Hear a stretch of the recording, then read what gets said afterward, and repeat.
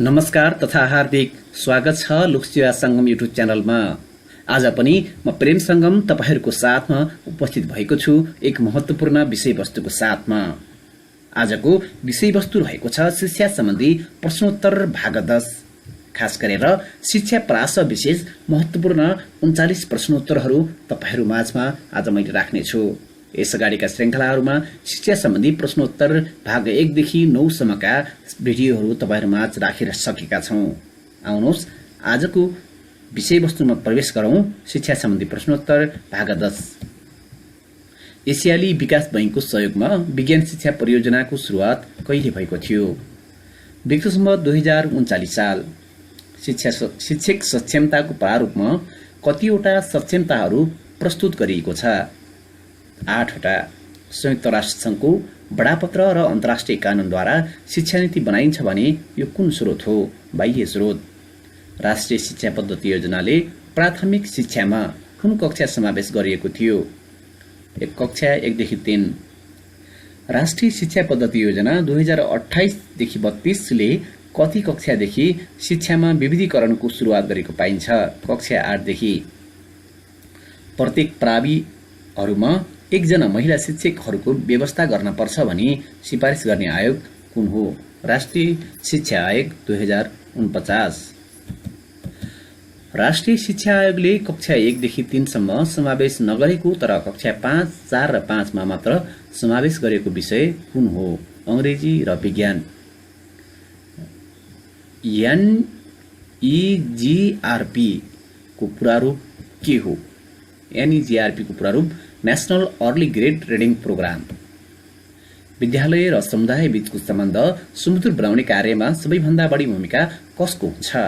प्रधानाध्यापक। स्थानीय सरकार सञ्चालन ऐन 2074 मा स्थानीय निकायको कति अधिकार उल्लेख गरिएको छ? स्थानीय तहको हो, यहाँ चाहिँ निकाय भएको छ।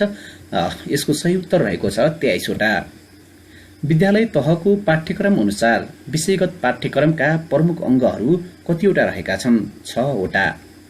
आधारभूत तह अन्तर्गत कक्षा 8 को मूल्याङ्कनमा उत्तीर्णाङ्क कति प्रतिशत छुट्याइएको छ? 40%। आधारभूत तह कक्षा 6 देखि 8 को पाठ्यक्रम 2069 मा कक्षा 6 र 7 को हकमा आवधिक मूल्याङ्कन र आन्तरिक मूल्याङ्कनको भार कति प्रतिशत छुट्याइएको छ? 30% भारको आवधिक मूल्याङ्कन र 70% भारको निरन्तर मूल्याङ्कन।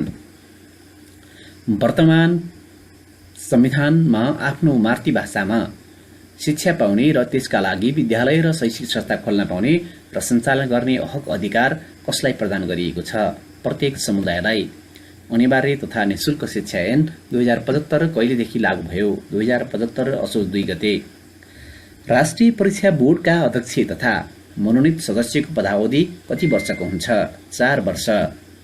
शिक्षा नियमावली 2049 नेपाल राजपत्रमा कहिले प्रकाशित भयो? 2049 जेठ 16 गते।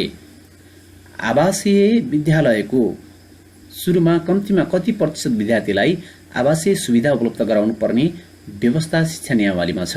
10%। विद्यालयले फ्ल्यास आई को तथ्याङ्क फारम कुन समयमा भर्नुपर्ने व्यवस्था छ? वैशाख 23 गते। नेपालको जनगणना 2068 अनुसार कुल जनसङ्ख्याको कति प्रतिशत व्यक्तिले एसएलसी परीक्षा पास गरेका छन्? 10.2%। राष्ट्रिय शिक्षा आयोग 2011 को प्रतिवेदनले नेपालको शिक्षा संरचना कति हुनुपर्छ भनी सिफारिस गरिएको छ? 5+5 को। आमा बुवाले पूर्व बाल्यावस्थालाई कुन रूपमा लिने गर्दछन्? खेलौनाको उमेर। उत्प्रेरणाको श्रृङ्खला सिद्धान्तका प्रतिपादक को हुन्? अभरमा मास्लो। उत्तराबाल्यावस्थाको समयावधि कति हो? 6 देखि 12 वर्ष। शैक्षिक नेतृत्वमा प्रधानाध्यापक र शिक्षक बीचको समन्वय कायम हुन कुन नेतृत्व शैली हो? सहभागितामूलक। विद्यालयमा सामाजिक परीक्षण गर्ने सम्बन्धी निर्देशिका कहिले जारी भएको हो? विक्रम 2065 सालमा। विद्यालय निरीक्षकले विद्यालयबाट प्राप्त भएको सामाजिक परीक्षणको प्रतिवेदनमाथि आवश्यक अध्ययन गरी कहिलेसम्म स्थानीय निकायमा पठाउनुपर्ने व्यवस्था गरेको छ? कार्तिक 15 गतेसम्म। पेशागत समस्या समाधानका लागि स्वयं पेशाकर्मी नै सक्रिय हुने अनुसन्धान कुन हो? कार्यमूलक अनुसन्धान। अधिकारमा आधारित कस्तो शिक्षा मानिन्छ? अनिवार्य शिक्षा।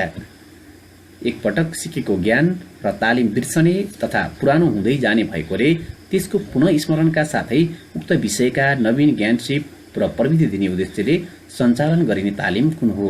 पुनर्ताजगी तालिम। शिक्षक पेशागत तालिमको एक चरणमा कति दिन हुन्छ? 15 दिन। विकास र परिवर्तन वा परिमार्जन भएको पाठ्यक्रम र पाठ्यक्रम सामग्री सामान्यतया शैक्षिक सत्र सुरु भएको कति समयभित्र प्रबोधीकरण गरिने व्यवस्था छ? 1 महिनामा। पाठ्यक्रम विकास केन्द्रले पाठ्यक्रम परिमार्जन गर्दा कसको सैद्धान्तिक सहमति लिनुपर्छ? राष्ट्रिय पाठ्यक्रम विकास तथा मूल्याङ्कन परिषद। आधारभूत प्रौढ साक्षरता शिक्षाको लक्षित समूह कुन हो? 15 देखि 45 वर्षसम्मका निरक्षर व्यक्ति। विक्रम सम्वत 1996 माघ 8 को शिक्षा इस्तिहारले सिफारिस गरेको नेपालको विद्यालय संरचना कुन हो? 3+4+3। राष्ट्रिय शिक्षा पद्धति योजनाले प्राथमिक तहका शिक्षकको तलबमा सरकारले कति प्रतिशत अनुदान स्वरूप दिने व्यवस्था गरेको थियो? 100%। विद्यालय क्षेत्र विकास योजनाले सन् 2022 देखि 32 सम्ममा कक्षा 3 मा विद्यार्थी पठन सक्षमता कति प्रतिशत पुर्याउने लक्ष्य छ? 50%। राष्ट्रिय प्रारम्भिक कक्षा पढाइ कार्यक्रम कक्षा कतिदेखि कतिसम्मका लागि तयार पारिएको हो? कक्षा 1 देखि 3। आजको अन्तिम प्रश्न रहेको छ, पाठ्यक्रम विकासका प्रमुख चरणमध्ये दोस्रो चरण कुन हो? नीतिगत निर्णय। यहाँहरू सबैलाई धन्यवाद। आजको हाम्रो भिडियो कस्तो लाग्यो?